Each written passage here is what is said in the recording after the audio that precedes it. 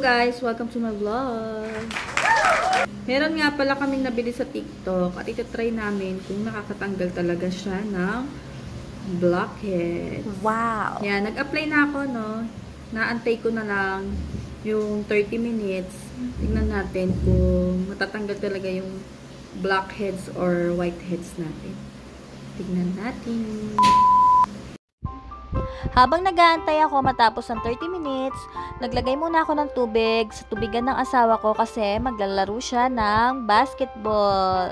Tapos, nagsasayaw muna ako dito. Nandiyan si Kaden, tuwan-tuwa sa mukha ko. Hindi niya alam kung ano yung nasa mukha ko. Hindi ko alam kung matatakot siya o ano ba. Pati yun na nga, ng asawa ko, maglalaro na raw siya ng basketball.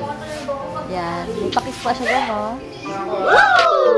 Sumilip pa nga ako sa pintana namin kasi nagpaalam ulit ako sa kanya. Sabi ko, good luck sa laro, sana manalo.